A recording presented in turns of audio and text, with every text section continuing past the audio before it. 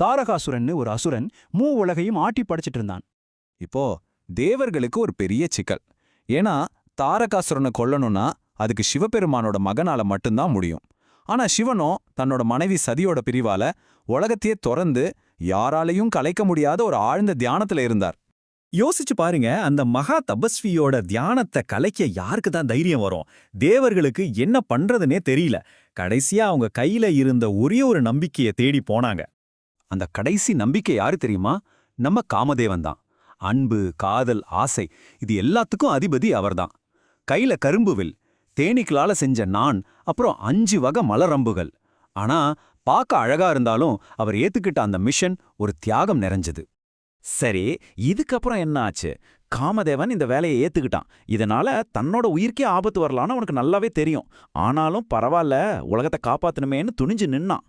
அப்படியே சிவன் ஆழ்ந்த தியானத்துல இருந்த கைலாய மலைக்கு தன் பயணத்தை தொடங்கினான். அவன் கூட வசந்த காலமும் சேர்ந்து போச்சு. சுத்தி பூக்கள் மலர சரியான நேரத்துக்காக காமதேவன் காத்துட்டு இருந்தான். சரியான நேரம் வந்ததும் தன்னோட மலரம்ப சிவன் மேல எய்தான். அந்த அம்பு பட்டதும் சிவபெருமானோட தியானம் களைஞ்சிடுச்சு. ஒரு கணம் அவ பக்கத்துல இருந்த பார்வதிய பார்த்து மனசு லேசா சலனப்பட்டுச்சு. ஆனா அடுத்த நொடியே பிரளயமே வர்ற மாதிரி கோபம் பொத்துக்கிட்டு வந்துடுச்சு. தன்னோட தியானத்தை களைச்சது யாருன்னு பார்த்த சிவன் கோபத்தோட உச்சியில தன்னோட 3வது கண்ணை திறந்தார். அவ்வளவுதான், அதிலிருந்து வந்த நெருப்புல காமதேவன் அந்த இடத்துல எரிஞ்சு சாம்பலாயிட்டான். இந்த சம்பவத்துக்கு பேர் தான் காமதகனம், அதாவது ஆசையை எரித்தல்.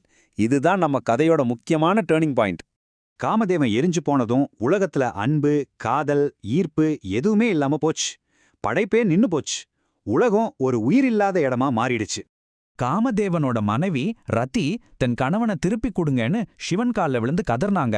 தேவர்களும் வந்து அவன் செஞ்சது சுயநலத்துக்காக இல்ல, உலகத்தோட நல்லதுக்கு தான் எடுத்து சொன்னாங்க. ரதியோட பக்தியை பார்த்து மனமிறங்கின சிவனுக்கு படைப்புக்கு ஆசை எவ்வளவு முக்கியம்னு புரிஞ்சுது. அதனால காமதேவனுக்கு உயிர் கொடுக்க சம்மதிச்சார். ஆனா ஒரு கண்டிஷனோட.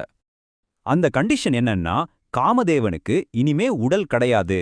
அவன் அனங்கன், அதாவது உடலற்றவனா, ஒரு கண்ணுக்கு தெரியாத ஆன்மீக சக்தியா மட்டும்தான் இருப்பான்.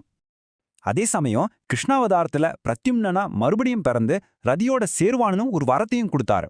இதனால தூய்மையான அன்பு என்னைக்கும் அழியாது, அது திரும்பவும் உருவத்தோட வரும்னு உறுதியாச்சு.